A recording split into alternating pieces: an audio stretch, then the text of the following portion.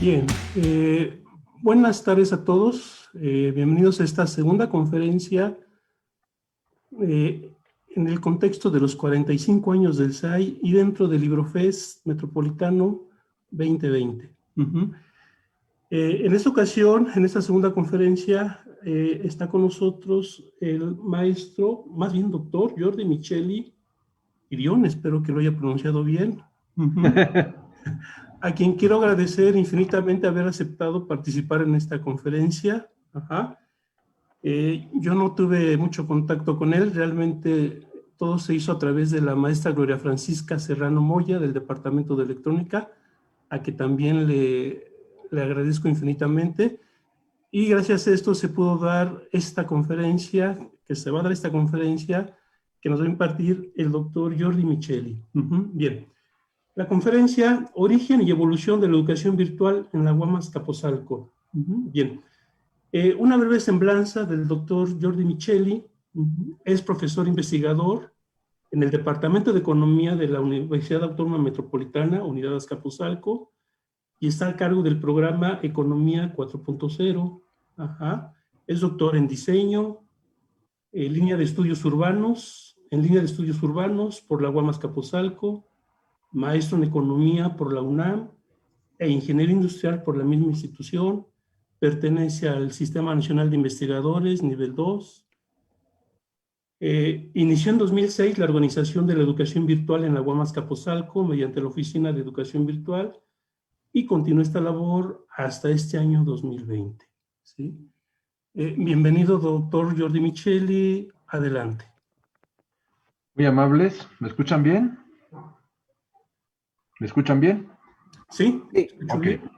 Muy amables y muy agradecido por la invitación que me hacen. Para mí es un honor y siempre es un gusto participar en eventos del LibroFest, que es sin duda alguna nuestra máxima expresión de vinculación y de expansión cultural desde la Unidad Azcapotzalco desde hace bastantes años. Esta es, creo, la tercera o la cuarta vez que participo en algún evento del LibroFest y siempre que me invitan y sea algo de los que más o menos esté a mi alcance, con mucho gusto lo hago.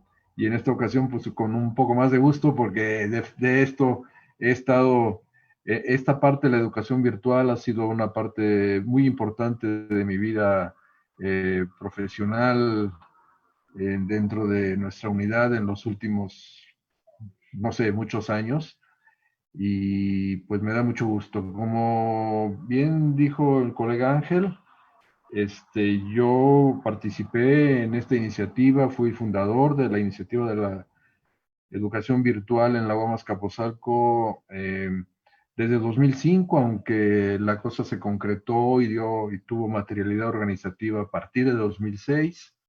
Y precisamente el ciclo de personal mío concluyó en marzo de este año, cuando se hicieron cambios organizativos importantes, se cambió el nombre de la instancia al frente de la educación virtual.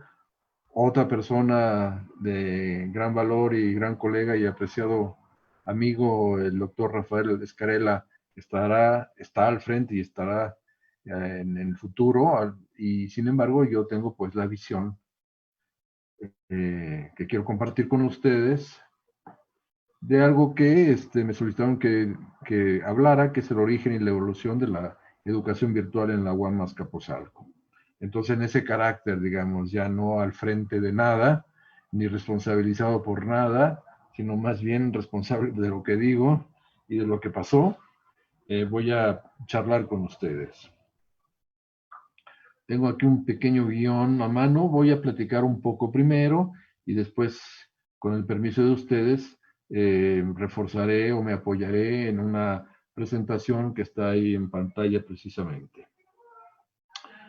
Bueno,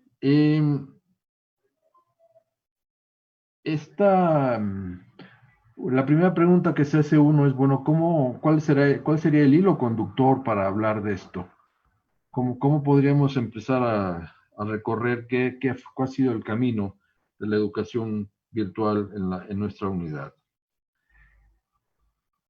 Entonces, lo primero que quiero decir es que nuestro camino como universidad no ha sido distinto al de otros. Hay modelos de implantación de la educación virtual en una universidad. Aquí es importante retomar un rasgo distintivo.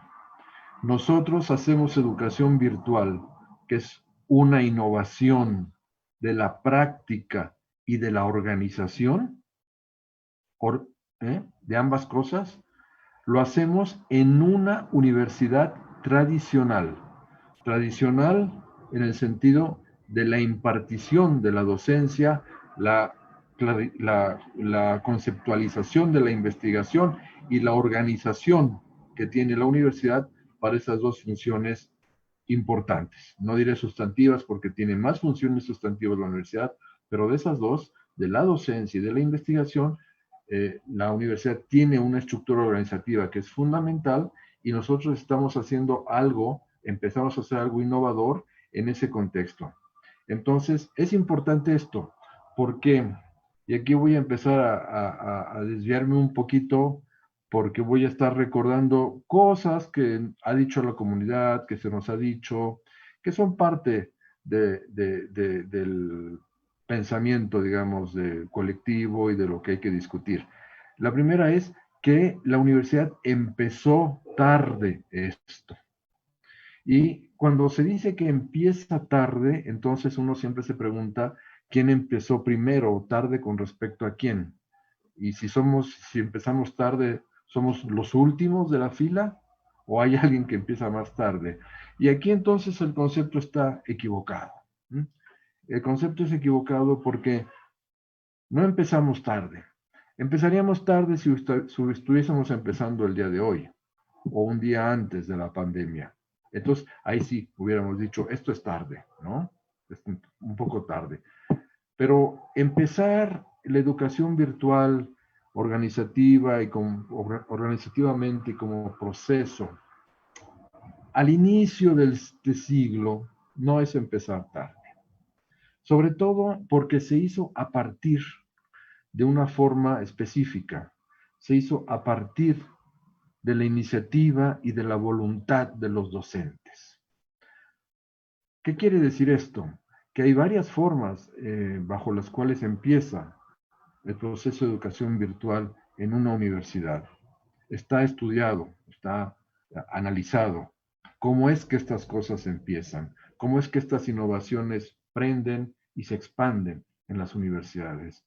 Una típica es de arriba abajo, es decir, cuando es una decisión de la autoridad y entonces la universidad o el centro educativo se define a sí mismo como que va a utilizar la educación virtual forzosamente como parte de su esencia. Ejemplo, el Tecnológico de Monterrey. Entonces el Tecnológico de Monterrey es un ejemplo y otros de posicionamiento a través de una estructura vertical de esa forma de educación. Pero hay otras universidades en donde eso no ha ocurrido así. Hay otras universidades en donde, por ejemplo, en el devenir de su trayectoria, en la búsqueda de fondos se ofrece un fondo importante y un apoyo importante para implantar la educación virtual. Y entonces se ve de modo oportunista, en el mejor sentido de la palabra, que a esa universidad le conviene la presencia de fondos importantes y implanta la educación virtual, aprovechando una fuente externa. Y aquí esto es importante porque la educación virtual es cara. No es carísima, pero es cara.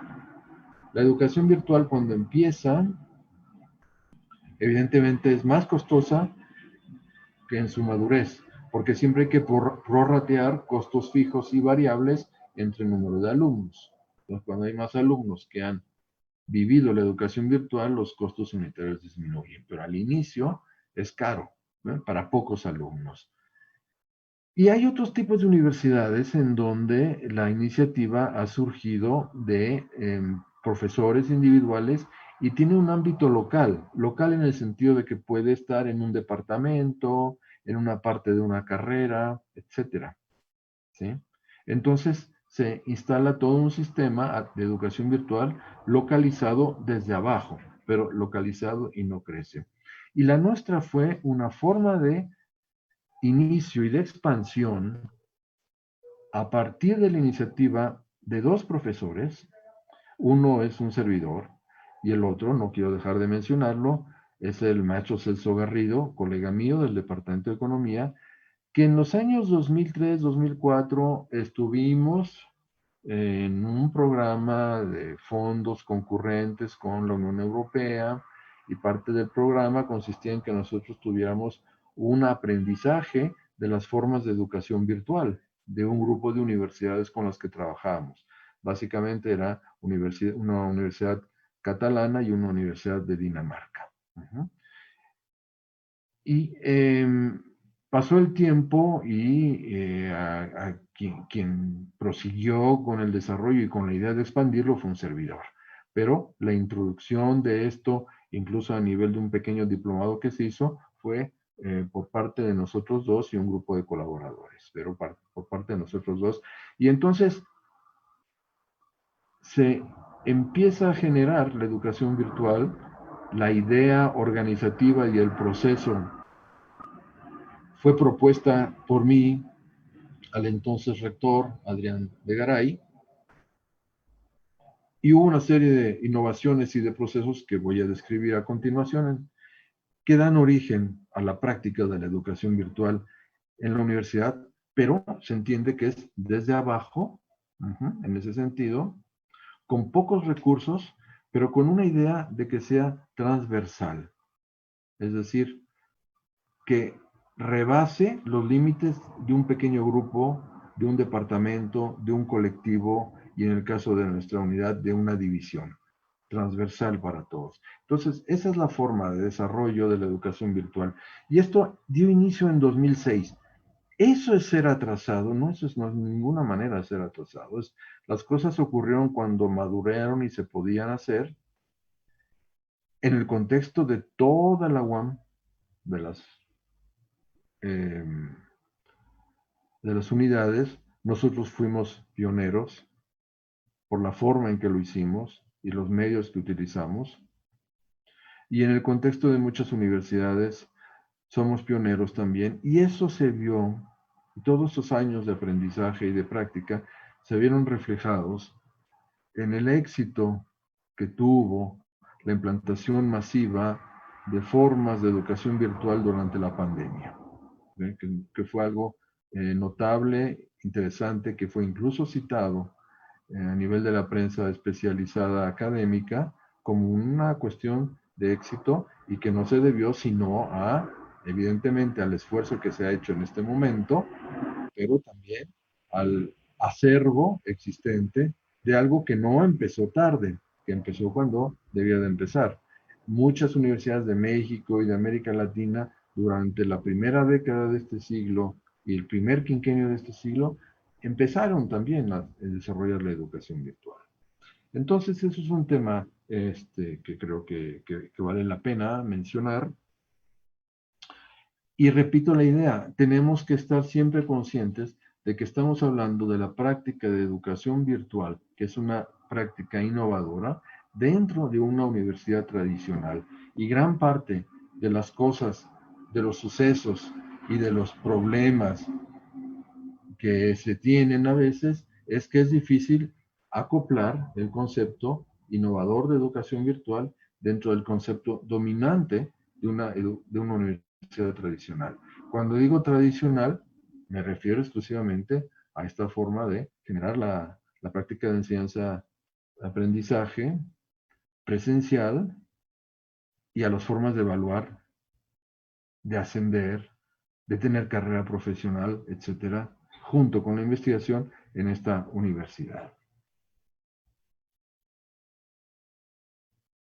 Otro tema que vale la pena mencionar al principio es respecto a este tipo de preguntas o de, no diré cuestionamientos, porque no llegan a tanto, sino inquietudes que a veces ocurren, es si la educación virtual mejora la educación. si es mejor, si se da una mejor enseñanza-aprendizaje con lo virtual. Y aquí de nueva cuenta estamos frente a una pregunta mal hecha. ¿Por qué es una pregunta mal hecha? Porque tampoco ni siquiera sabemos cuál es la forma, la calidad que tiene la educación tradicional, la presencial. No tenemos claro.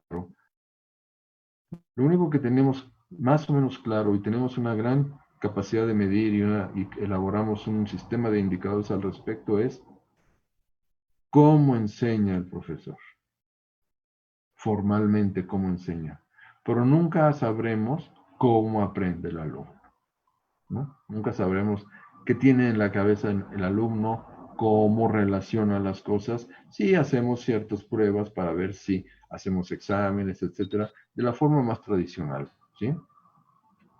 Pero no sabemos si después del examen el alumno sigue sabiendo aquello que contestó bien en el examen, ¿no? ¿Me explico? Es decir, es todo un proceso y por lo tanto, si no tenemos muy claro el mecanismo de cuál es la calidad de la enseñanza y del aprendizaje en formas tradicionales, es todavía más difícil plantearnos esa pregunta en formas virtuales. ¿Qué mejora? No cuánto mejora, sino qué mejora la educación virtual respecto a una tradicional? Y esa es una mejora también relativa, porque puede haber docentes o sistemas en los cuales nos digan, esto a mí no me interesa, como parte del concepto de mejora. ¿Qué es lo que sí mejora? Mejora algo esencial, que a pesar de que es virtual, abre más canales de comunicación con el alumno. Aquí no olvidemos una cosa, nuestra educación virtual, que para empezar, quizás debimos haber empezado por ahí, ¿qué es educación virtual? Educación virtual es una forma de educación a distancia, evidentemente, a distancia, que tiene como fundamento tecnológico y canal comunicativo tecnologías de información y comunicación. En otras palabras, tecnologías digitales. No es una forma de educación a distancia vía televisión ni vía correo, ni vía internet, sino tecnologías de información. Internet sería una tecnología de información, más no de comunicación. No hay comunicación, no se abre el canal. Y entonces, la educación virtual tiene como fundamento, como sostén tecnológico, las tecnologías digitales que implican informar y comunicar. Y entonces, esta educación virtual abre más canales de comunicación entre docente y alumnos, más canales de comunicación. No solamente el canal virtual. ¿Por qué? Porque estamos hablando del blended learning. No estamos hablando de educación totalmente en línea. Ahora en la universidad, por las condiciones que nos impone la crisis sanitaria, sí estamos haciendo educación totalmente en línea, sin la presencia y la interacción física presencial entre profesores y alumnos en un salón de clase. Pero lo que hemos hecho en nuestra universidad y la historia que voy a relatar es la historia de una modalidad de educación virtual que es el blended learning, o sea, la enseñanza mezclada.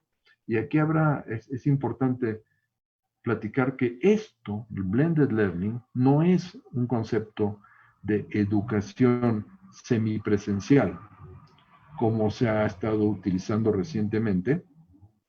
No es educación semipresencial, tampoco es un apoyo al profesor. ¿Qué quiere decir eso? No es semipresencial porque no es simplemente agregar dos formas de exposición de contenidos y de proceso de enseñanza-aprendizaje. Ni es un apoyo al profesor porque no es simplemente que el profesor haga algo y de repente diga, ahora voy a utilizar tal cosa. El blended learning exige una concepción distinta en la cual el proceso de enseñanza-aprendizaje mezcla lo presencial y lo virtual de una manera diferente. Por lo tanto, eso exige un trabajo de diseño del curso que es diferente a lo que se llama, de manera muy sencilla, semipresencialidad, o a lo que se llama también de manera muy sencilla, apoyo al profesor. Entonces, el blended learning es la concepción educativa dentro de la educación virtual que utiliza nuestra universidad. Dicho eso, no quiero decir, no quiero argumentar que esa es la forma maravillosa en que todos los profesores hacen educación virtual. No. En todo esto, habemos profesores que hacemos las cosas de distintas maneras. Y esa es la esencia también de nuestra universidad. ¿Sí? Mucho de cómo el profesor administra, se enfrenta, desarrolla la clase, con qué conocimientos, con qué práctica, con qué experiencia, con qué intereses, con qué intenciones, con qué objetos de aprendizaje, son diversos. Pero el blended learning... No sé si vivir o morir. El blended learning decía yo, el blended learning es la esencia de nuestro formato educativo. Bueno, vamos a pedirle al colega Andrés que cierre su micrófono. Y bueno, decía yo, abre más canales de comunicación. Eso es lo que mejora. Abrir más canales de comunicación entre profesor y alumno es algo nuevo. Genera nuevos tiempos en los procesos de aprendizaje y enseñanza. Ya no son los tiempos tradicionales. Incluso aquellos tiempos en los que muchos de los profesores de mayor antigüedad todavía siguen pensando que el alumno se pone a estudiar en el microbús, ¿no? O en el camión cuando va a la universidad, ¿no? Eso no es así. O sea, los tiempos de aprendizaje se modifican, la vida social en torno al aprendizaje se modifica, y si el blended learning está bien hecho, con nuevos canales de comunicación y transformación de los tiempos de enseñanza-aprendizaje, hay algo que se utiliza mucho en los términos de la intercomunicación vía digital, que es mejorar la experiencia. Mejora la experiencia de aprendizaje. Mejora la experiencia tanto... Y recuerden, niños, siempre niños Poyer y nunca Pichi Corter.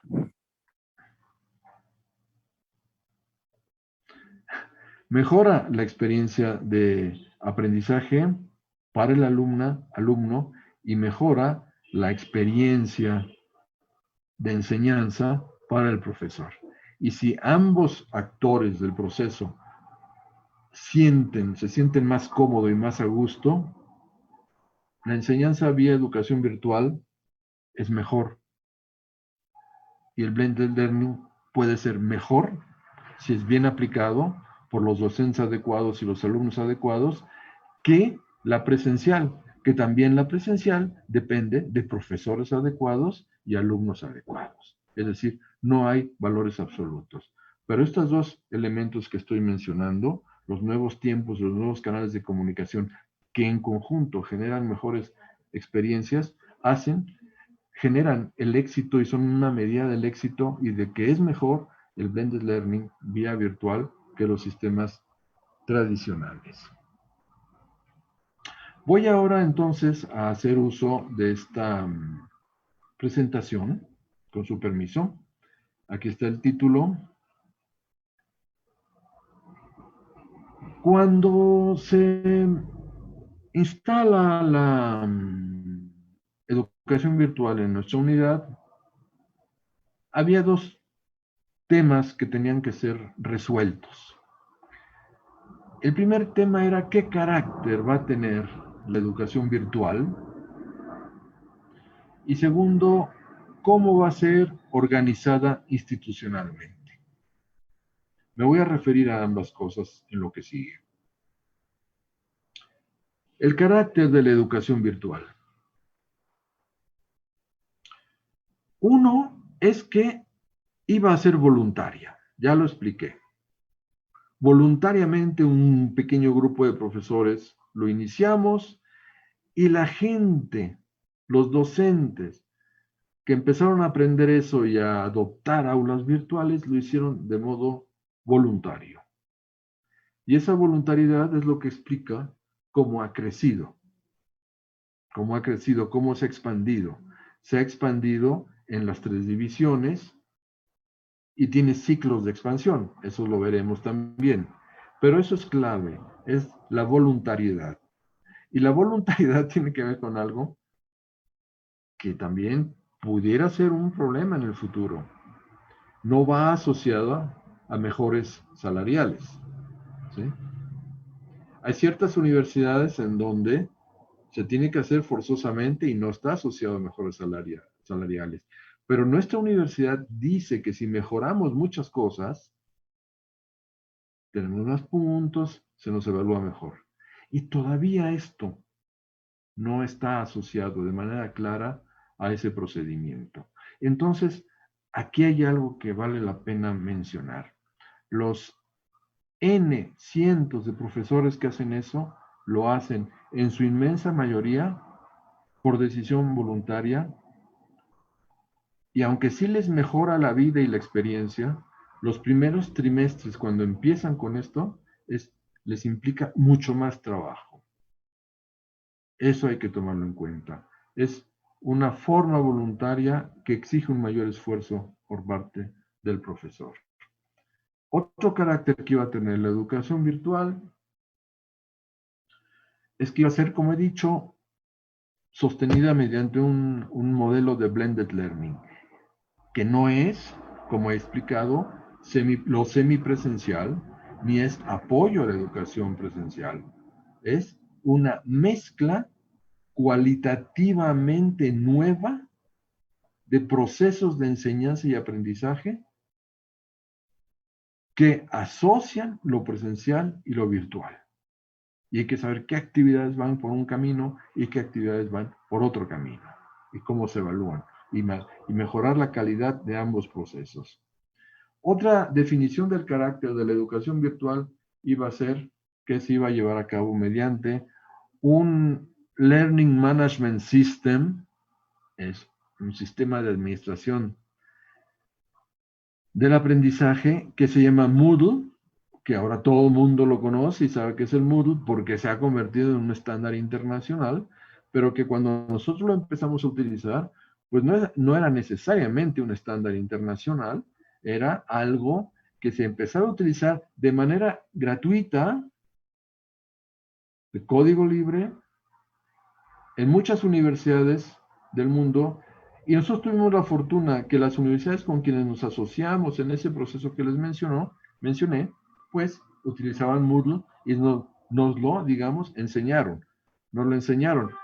¿Qué quiere decir? Nos lo mostraron, porque enseñar el Moodle es cosa de práctica, es un gran sistema que hay que conocer porque constantemente está en evolución y es un gran sistema que se utiliza internacionalmente como estándar de manera dinámica y prioritaria, pero en ese momento cuando empezábamos se nos acercaron empresas privadas a vendernos sus LMS, ¿no?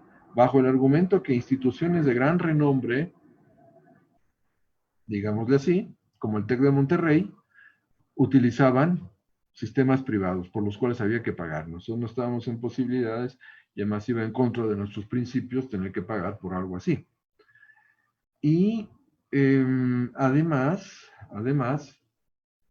tuvimos, y eso es un dato anecdótico, mucha presión por parte de colegas de otras unidades que habían desarrollado sistemas que no los tenían probados masivamente, pero que los habían generado ellos en sus unidades y nos sugerían de manera insistente que utilizáramos un sistema generado por la UAM, así llamado, ¿no? Entonces no hicimos eso, nos fuimos por Moodle y es otra de las características del carácter que tiene la educación virtual en la UAM Azcapotzalco. Y el otro es, bueno, la libertad de cátedra, que más o menos he platicado de qué se trata. Libertad de cátedra quiere decir, entre otras cosas, que la educación virtual no te va a limitar la libertad de cátedra. Es decir, nosotros no somos vigilantes de qué haces y qué dices y cómo lo haces. Vigilamos ciertas cosas. Al principio sí había ciertos problemas al respecto. ¿Por qué? Porque había cierto mal uso de las aulas virtuales. No generalizado ni mucho menos, pero sí hubo casos. Pero la libertad de cátedra es fundamental. Es decir, la educación virtual no es un canal que te lleve a que la libertad de cátedra que existe en nuestra unidad se modifique. Entonces, esos eran pilares básicos del carácter que iba a tener la educación virtual en nuestra universidad. Y otro elemento importante era cómo iba a ser el soporte organizativo, cómo se iba a estructurar todo esto. Había que crear una instancia de gestión. La instancia de gestión fue la Oficina de Educación Virtual. Se creó por acuerdo de rector del 2006, en ese momento.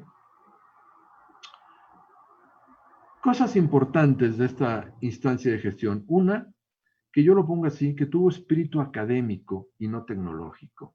¿Y eso qué quiere decir?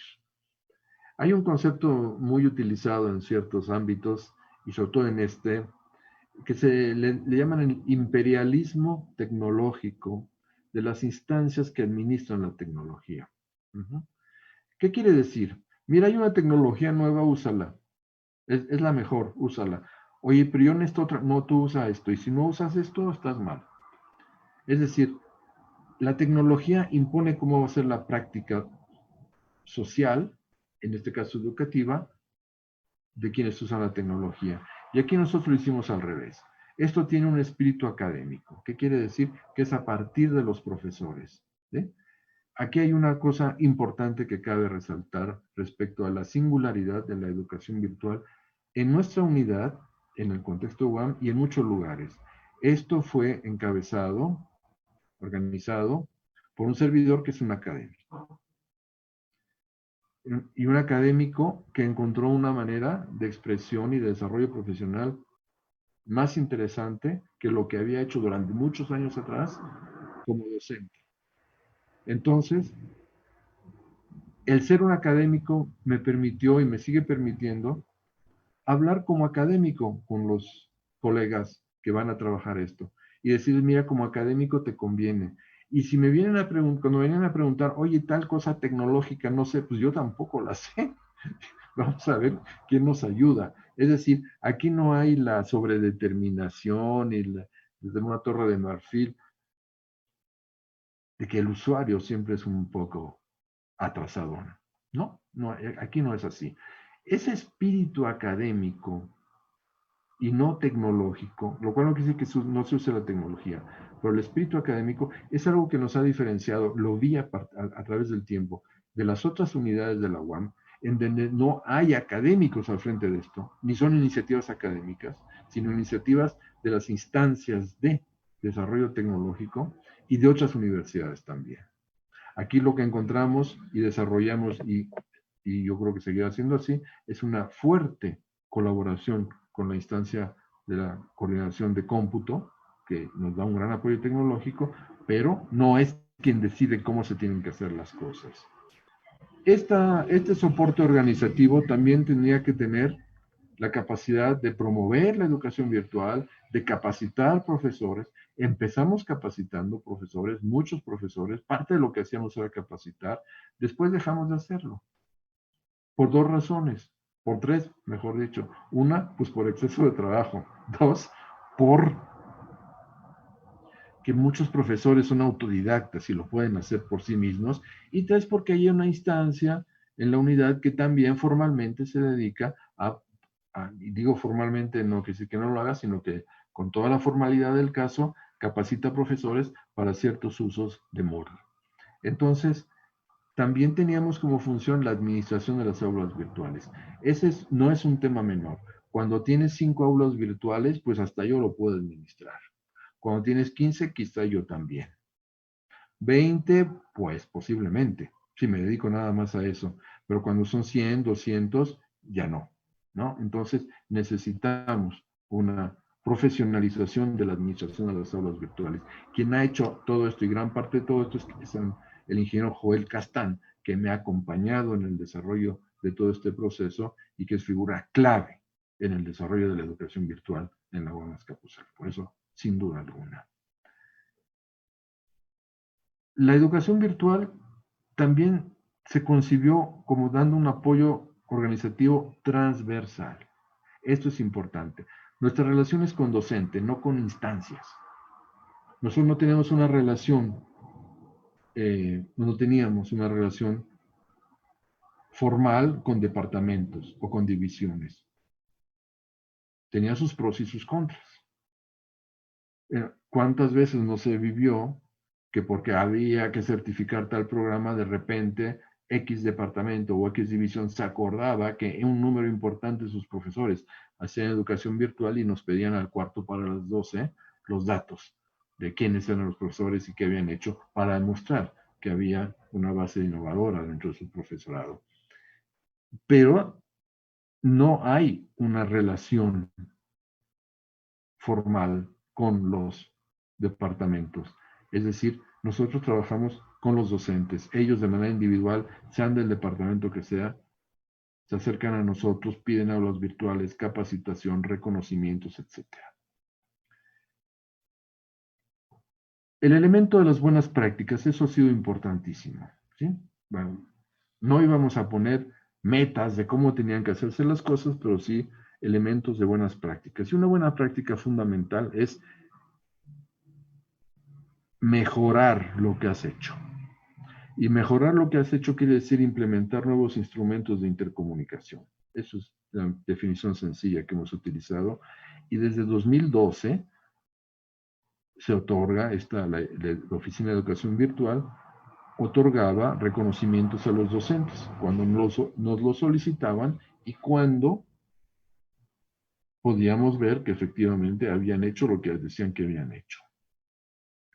Otro elemento organizativo fundamental ha sido el utilizar el Moodle, la decisión de usar el Moodle, y hemos usado varias versiones de Moodle y hemos recorrido, llegamos a la historia de Moodle cuando el Moodle estaba en la versión 1.6.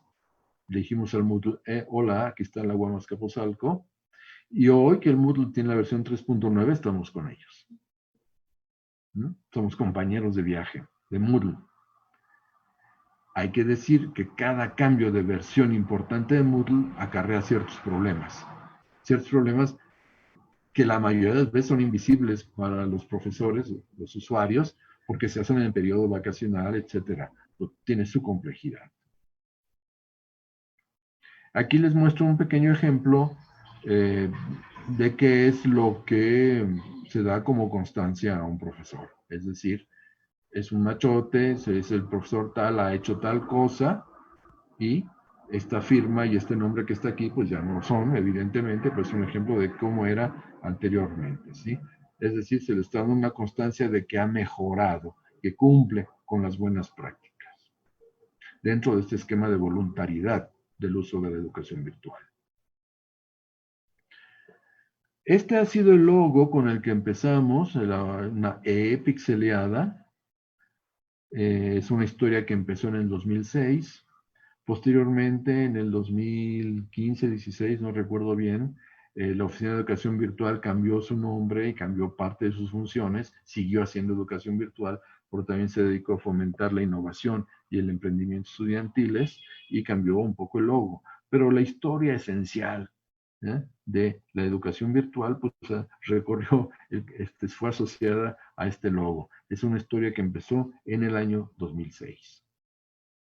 Y hubo trabajos académicos, se publicaron trabajos académicos que recuperan e interpretan el proceso de educación virtual. Estamos en una universidad y evidentemente se tuvo que entender qué fue lo que se hacía, cómo se hacía, analizarlo, y tuvimos la fortuna de haber sido apoyados para poder desarrollar 2 textos que lamentablemente no están en línea, pero están en su forma física, es decir, hay algo que era importante, es que hubiera la historia y el análisis, la interpretación de cómo se hicieron las cosas en la UAM Azcapotzalco. Eso ya no se perderá, eso ya no se perderá. Es historia de la organización de la educación virtual en la UAM Azcapotzalco. Y bueno, un poquito sobre los números que vale la pena ver. Permítanme. ¿Qué es lo que miramos de manera importante nuestro indicador fundamental. Nosotros siempre dijimos que esto era para el alumno, que esto era para el alumno, que el destino de lo que hacíamos era para el alumno. Que sí, que el profesor y tal, sí, pero el profesor es el intermediario. Eso fue un poco una herejía. En el contexto de nuestra universidad, que siempre decimos que estamos enfocados al alumno, a la hora de las estadísticas, nunca está muy claro cómo está el alumno en el centro de todo. Lo que está en el centro de todo es qué hizo el profesor, cuánto hizo, cómo lo hizo, etcétera. Qué títulos tuvo, cuántos premios, cuántas horas, etcétera. Pero el alumno, estadísticamente, con perdón de quienes tienen a su cargo todo eso en nuestra universidad, pues no está reflejado como el centro del proceso en nuestra universidad. Y evidentemente si somos universidad porque hay alumnos, ¿no?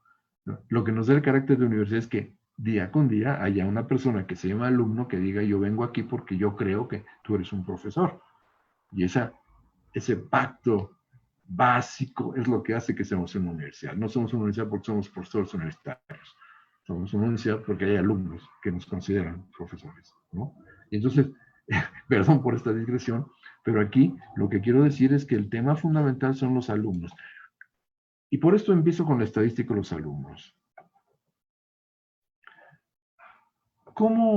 ¿Qué nos dice esta gráfica? Espero que la estén viendo bien. Aquí ven que esto inicia en el año 6, invierno. Y aquí vemos cómo ha crecido el número de matriculaciones trimestre por trimestre. No es el número de alumnos. Por ejemplo, si ustedes ven el trimestre,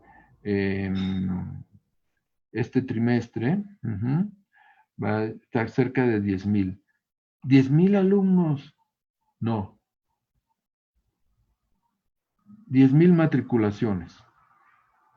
Es decir, 10,000 alumnos que están varias veces en más de un aula virtual. Se matricularon 10,000 veces. Claro, para mí como profesor, mis 30 alumnos son mis 30 alumnos. Si luego 5 de esos alumnos están en otra aula virtual, no me importan mis esfuerzos con 30 alumnos. Entonces, eso tiene sentido. Esta es la manera de medir los alumnos. No medimos cuántos alumnos distintos, sino cuántos alumnos en total en sus aulas virtuales. Y aquí vemos cómo ha crecido esto. Vemos que es un crecimiento que llega, pues, casi a los 20,000 matriculaciones en el último trimestre. 20,000 matriculaciones, habiendo empezado con una cantidad ínfima. Entonces, esto es toda una historia, la historia de la educación virtual en la UAM. ¿Cuánto tiempo tiene? 43 trimestres. Nosotros medimos el tiempo en trimestres. Nuestros esfuerzos organizativos eran trimestre tras trimestre. Cargar, descargar, sumar, poner, quitar, hacer todo lo que había que hacer 43 veces en todo este periodo, 43 trimestres, que ha implicado 4 gestiones de la rectoría, incluyendo al actual rector. O sea, 4 rectores que han sostenido, que han apoyado de distinta manera, hay que decirlo, pero han apoyado todos la existencia y la presencia de la educación virtual. Y aquí vemos el crecimiento. Vamos a ver un poco más de esto.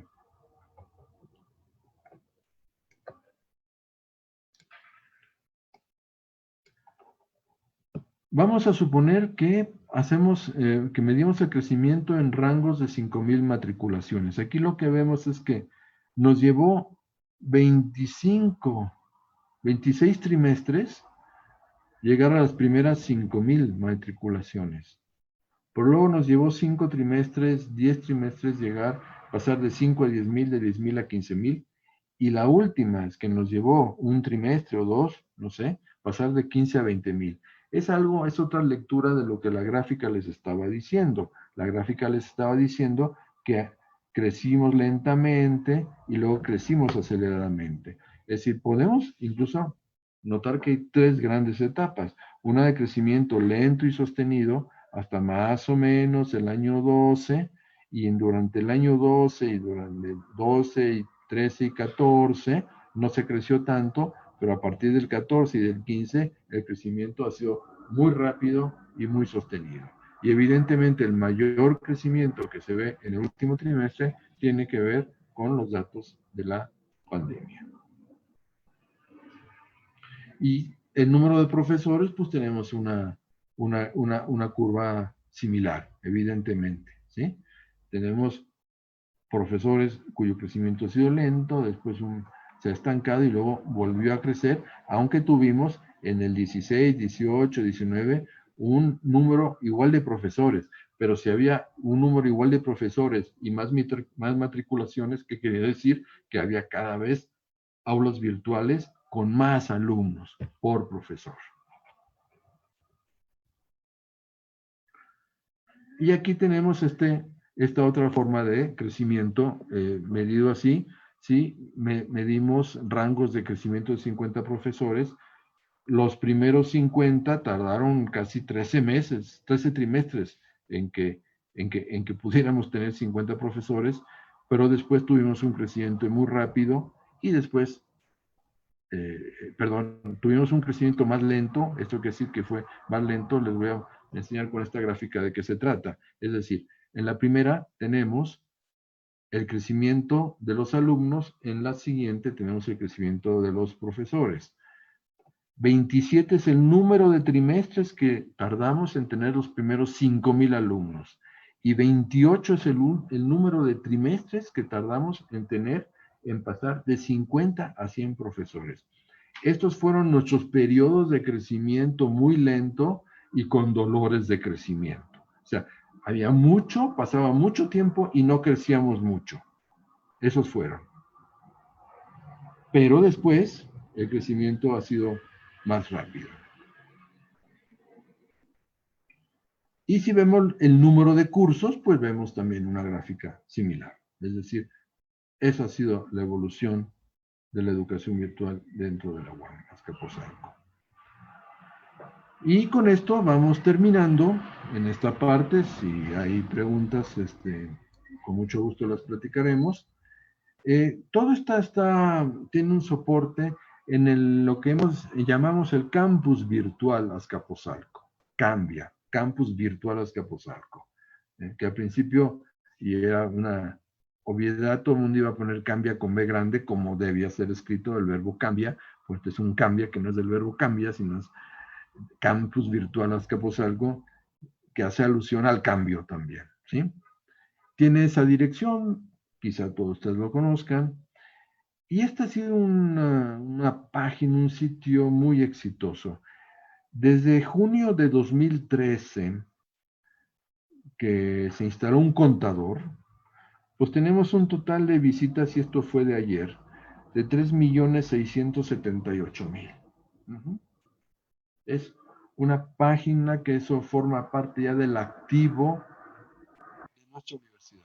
Una página así que tiene esta capacidad de atracción de visitas, de ninguna manera debería desaparecer. No digo que esté en riesgo de desaparecer, pero simplemente estoy mencionando este hecho importante. Por ejemplo, el contador de visitas que dice hoy, es decir, que fue ayer, pues tuvo 2,069 visitas, que son las visitas habituales a estas alturas del trimestre. Cuando el trimestre empieza, pues todo el mundo está en el aula virtual y llega incluso a tener severos bloqueos, ¿sí? Como le sucede a cualquier sistema en donde 500 personas al mismo tiempo quieren entrar, ¿no? Llámese el banco, llámese Walmart, llámese Uber, llámese como se llame. Si tú tienes a 500 personas que al mismo tiempo quieren entrar, te va a colapsar el sistema hasta que se estabilice. Entonces, esto es, por ejemplo, ustedes ven, en lo que llevamos de mes, pues 48,000 visitas. No quiere decir visitas de gente diferente, simplemente quiere decir visitas. Este es un elemento también importante que representa muy bien lo que hace nuestra educación virtual. Ha habido una constancia, ha habido una tradición y ha habido un sistema conocido por todo el mundo, ¿sí? Yo me acuerdo muy al principio cuando yo empezaba a dar clases bajo este sistema y les tenía que explicar a los alumnos, oigan, así la página tal y tal, a ver, explíqueme cómo. Y en los últimos trimestres cuando todavía podíamos dar clases presenciales, oigan, vamos a entrar por Cambia. Sí, todo el mundo sabía de qué se trata. Es decir, esto ya forma parte de lo que un alumno sabe de su universidad. Y eso tiene un valor extraordinario. Hablemos un poquito del futuro para ir terminando esto. Muchos de ustedes ya saben, si no lo recuerdo, a partir de marzo de este año, la instancia que se encarga de esto cambió su nombre, se llama CITE, que es la Coordinación de Innovación y Tecnologías Educativas, amplía su perspectiva, tiene más recursos, afortunadamente, hay una nueva visión al respecto, y a cargo de ella está el colega Rafael Escarella.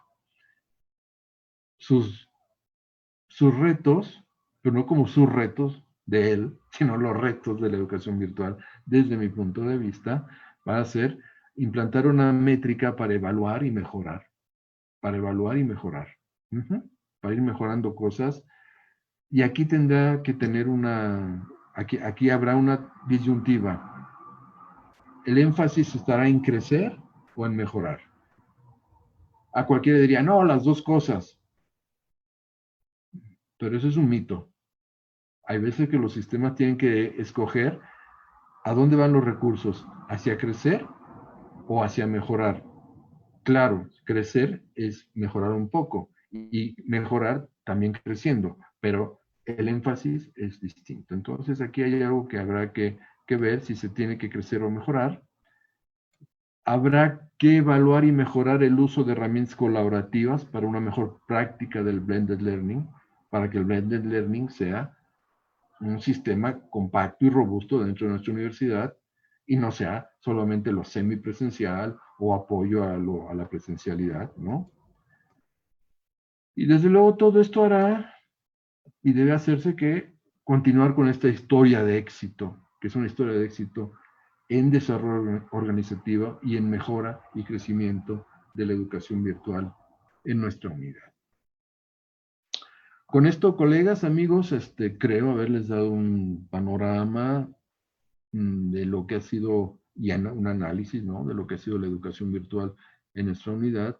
Y si es que hay preguntas o comentarios, pues con mucho gusto estoy a las órdenes.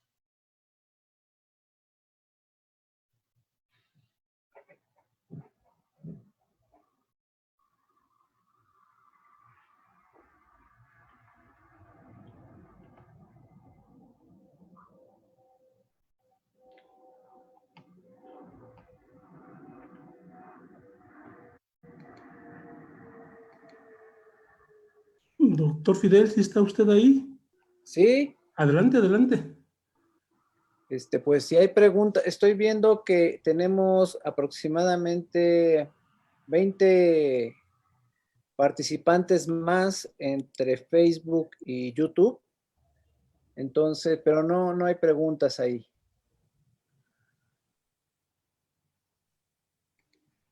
En el chat. Aquí hay varias preguntas. Dice, si están desglosados, a ver, tienen los datos desglosados por división y departamento, supongo que se refiere a la Cambia. Y tienes los datos de comparativo de números de grupos presenciales contra grupos de plataforma virtual. Sería interesante hacer una comparación. Y Francisca escribió que sí están desglosados en los años recientes en la Oficina de Educación Virtual en Cambia.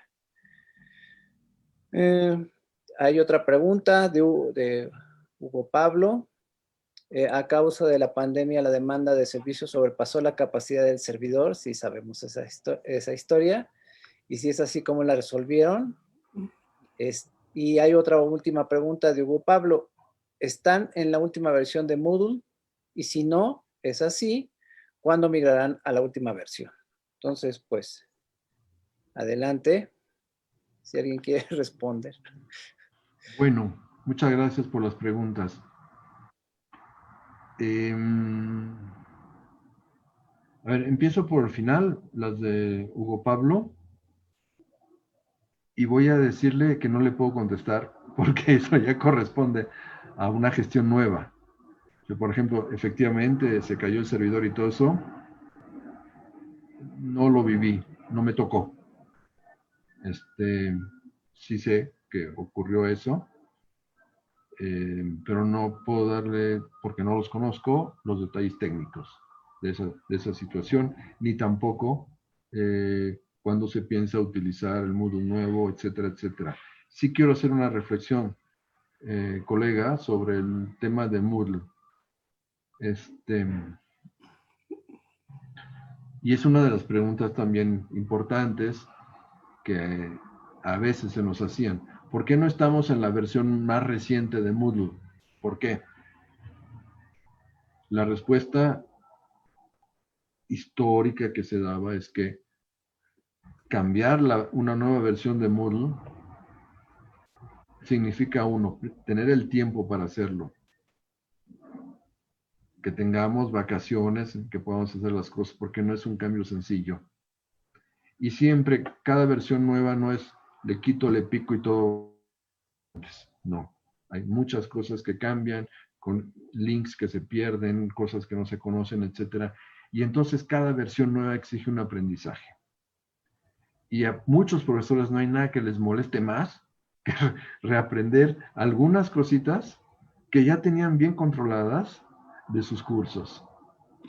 Entonces eso siempre ha sido un problema socio-técnico, social y tecnológico. Pero siempre se trata de tener una versión importante desarrollada de Moodle, siempre. Pero no es automático, no es como la nueva versión de la app, ¿no? Ah, pum, pícale y ya parece igual, ¿no? Ay, mira, cambiaron, mejoraron los colores, qué padre, no. Es todo un sistema complejo. Y mientras haya más alumnos y profesores involucrados, te lo piensas más, porque estás metiendo en riesgo algo que ya funcionaba bien, ¿no? Esta es una digresión general acerca de estas cosas interesantes que eran el cambio de versión de Moodle. Las preguntas sobre los datos desagregados, etcétera, ya no entiendo si saben dónde están o no, pero en la página web año con año están los informes, son públicos, ahí está toda la información que se quiera, tal como se hacía por división. Sí, hay Si una entendí bien y si no, y si mi pregunta, y si la respuesta es corta o que me digan por favor y trato de mejorarla. Sí, sí, el desglose de todo eso está en Cambia. No sé si ahí está también por división. Eso Sí, debe estar porque son sí está. sí está por división. Perdón que interrumpa, una de las cosas que más más divertidas, entre comillas, era comparar divisiones, ¿no? Pero no decírselo a nadie, ahí están los datos. Sí. Pero comparar siempre fue un deporte local. Ah, mira, está así. Ah, mira. Estos dicen esto, pero es así en realidad, en el buen sentido y con entendiendo nuestra cultura organizativa, ¿no? Hay una pregunta que sí me parece interesante. ¿Existe información del índice de deserción en el aula virtual? Sí, claro. O sea, no sé, se puede tener, pero la deserción del aula virtual es la deserción de la UEA, ¿eh? Ojo. O sea, el aula virtual no tiene una deserción. Es O de sea, la UEA, de correcto. la UEA, claro. Sí. Y es normal, empieza al 100% y nunca acaba el 100%. Quizá la pregunta vaya a tratar de ver si lo virtual genera mayor o menor deserción, que es una pregunta interesantísima, interesantísima. Y si esa fuera la inquietud, quiero decir un par de cosas, ¿sí? En el blended learning, la deserción es la deserción de la materia o de la UEA. La deserción es la deserción hacia el profesor. o hacia el tema, o es la deserción del alumno que trabaja, es la deserción normal. No hay una variable ahí que esté picando diciendo, es por esto que hay mayor deserción. En la educación virtual, totalmente en línea, en ambientes asociales, donde el alumno está solito y no conoce a nadie más, sí está demostrado que hay mayor deserción. En México y en cualquier parte del mundo. Ese no es el modelo que tenemos aquí. El modelo que tenemos aquí en la UAM es UEAS. O sea, si vas a desertar de tu aula virtual, estás desertando de la UEA. ¿Sí? A menos que el profesor diga, aunque desertes de mi aula virtual, yo por mi cuenta te enseñaré y te evaluaré de otra manera. Eso ya es otro asunto. ¿Sí? Sí, es correcto.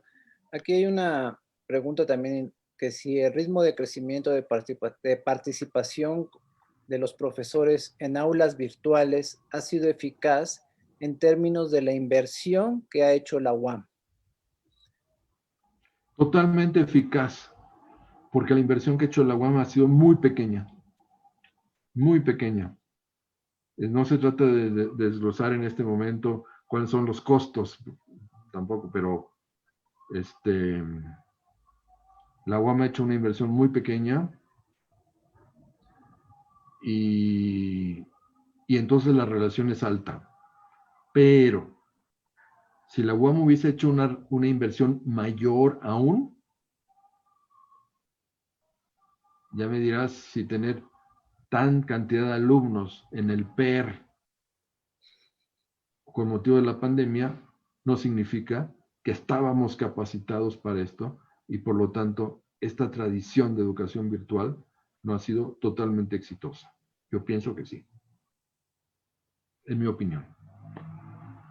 Una última pregunta. ¿Tiene datos comparativos del índice de aprobación del sistema tradicional contra los grupos en línea? No, porque nunca fue nuestro objetivo. Y no íbamos a ver, o sea, no, o sea, la respuesta es no.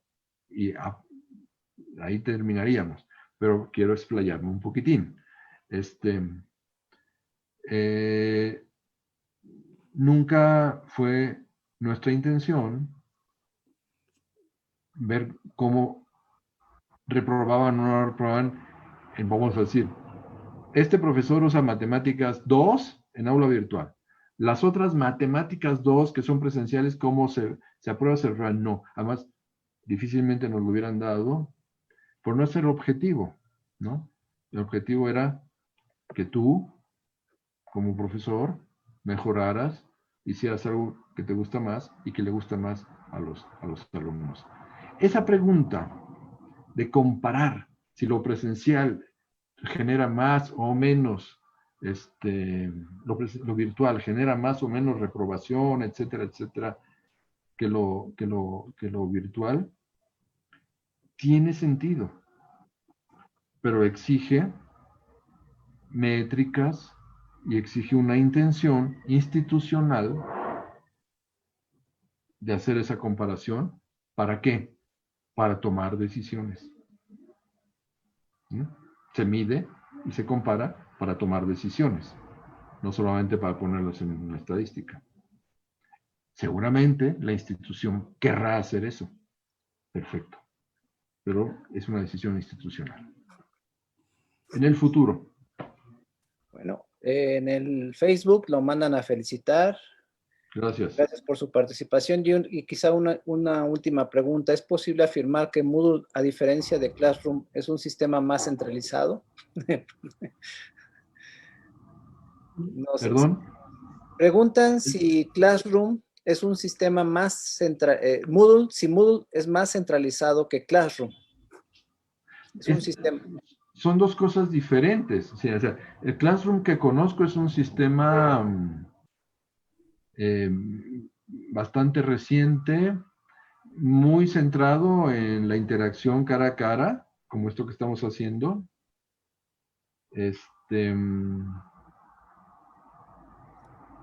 Y el Moodle es una estructura impresionante que tiene como objetivo, que tiene detrás de sí el aprendizaje colaborativo. Esa es su filosofía educativa. Que no nació para ser vendido, nació como un instrumento de apoyo a lo colaborativo y lo virtual. Es una estructura, así digamos, muy compacta, impresionante, con capacidad de transformarse. Y en ese sentido es distinto a Classroom. Si la pregunta es si es mayor o menor centralizado, depende a qué entienda por centralizado. Perdón por contestar así, pero esas son las diferencias entre que yo podría mencionar entre Classroom, que no conozco muy bien, y Moodle, que conozco mucho mejor. Bueno, sí, como comentario, sí, en efecto, Classroom uno puede administrar todo lo que hace ahí dentro y generar aulas virtuales. En el caso de Moodle, necesita que el administrador las vaya generando. Entonces, sí es un poco más centralizado quizá Moodle Ok, que en ese sentido, ya. Classroom. Claro, perdón, sí, no lo había entendido así. Por supuesto que tienen razón. Y Moodle, claro, tiene mucho, como ya tiene muchos años, ya tiene muchas otras opciones y muchas cosas que sirven para hacer aulas virtuales. Classroom todavía le falta. Sí. Doctor Bueno, Fidel, sí, ¿le puedo hacer una pregunta al adelante. doctor doctor Jordi Micheli? Le alcancé a escuchar ahí que mencionó que la educación virtual es cara. Y me gustaría conocer su opinión. Esta misma pregunta se le hizo a nuestro expositor hace 2 días. ¿Es elitista la educación virtual, casi por definición? ¿Es una pregunta? Sí. ¿Si es elitista? Ajá. Voy a decir por qué es cara.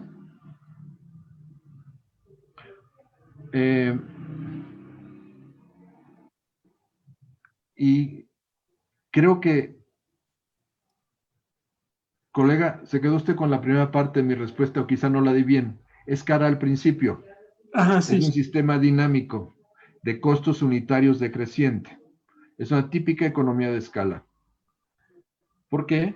Porque la inversión inicial en tiempo, en esfuerzo, en recursos de todo tipo, es elevada, y si tenemos durante un semestre 50 alumnos, tenemos que dividir todos entre 50 alumnos. Pero la misma inversión fija, conforme el número de alumnos va creciendo, va haciendo que el costo unitario por alumno disminuya, sin mucha inversión extra. ¿Sí? Sin mucha inversión extra. Entonces, es cara al principio. Es costosa para el profesor al inicio porque tienen que armar todo. Mi estadística personal es, conforme mi experiencia y lo que he visto de los colegas, es que si a ti te dan una materia nueva hoy, en el tercer trimestre que la estás dando, ya empiezas a entender y a usar mejor ciertos instrumentos y a organizarte mejor. Por el trimestre 1, el 2 y 3 posiblemente sea complicadísimo. Si dices, ¿por qué me metí en esto? ¿No? Es una lata. Me lleva mucho más tiempo. Bueno, elitista. Si es elitista, eh, lo digital, sí es elitista. ¿Me explico? Es decir, si en este país tener buen internet, tener una buena tal y tal, ¿es elitista? Sí es elitista. Porque es un instrumento elitista. Ahora, esto quiere decir que está al margen de nuestras posibilidades, de nuestros alumnos en la UAM. Mi respuesta es no. Que siempre, y siempre hacíamos una pregunta cuando hicimos muchas encuestas para los alumnos. Al principio los alumnos trabajaba en educación virtual en las computadoras de la universidad. Después hubo una gran parte que hacía en el trabajo y en cafés internet. Y lo más reciente es en mi casa, no ahorita con la pandemia, sino en general, en mi casa, y desde que también lo tenemos en dispositivos móviles, pues en cualquier lugar. Es decir, no voy a decir que nuestros alumnos no son, y perdón por decirlo tan sencillamente, no son de condiciones pobres en general. No lo voy a decir, me consta que sí. Y es un orgullo estar en una universidad que ayuda a esto. O sea, me da gusto trabajar en esa universidad por esto, porque estamos ayudando a la gente. Pero, a pesar de eso, es mínimo el número de alumnos que no tiene las capacidades en casa o en su entorno de trabajar lo virtual. Entonces, no estamos generando condiciones diferenciadas. Ok. Que hay una que quien se oponga a esto y diga que es elitista, con todo respeto, colegas, y entiendo desde dónde se dice y por qué se dice, y los entiendo, y no hay problema, pero siempre mostrarán que son poquitos los que no pueden. La enorme mayoría puede y lo hace. Como puede ser elitista una universidad para un colega, un estudiante que vive a muchísimos kilómetros y tiene que tomar 3 o 4 camiones y no tiene el dinero para llegar a la universidad. Es elitista, porque la distancia y el transporte en el Estado de México, por decir algo, son mucho más caros que en la Ciudad de México. ¿Me entiendes? Tendríamos que ver qué quiere decir elitista en ese sentido. Correcto. Bueno, pues muchas gracias, doctor Jordi Michel. A nombre del comité le agradezco su participación. Bienvenido. Y pues muchas gracias a todos los que estuvieron presentes en esta conferencia. Gracias al doctor Ángel por coordinarla y gracias a CIA TV por su apoyo. Muchas gracias. Muchas gracias, doctor Michele. Muchas gracias. Muchas gracias.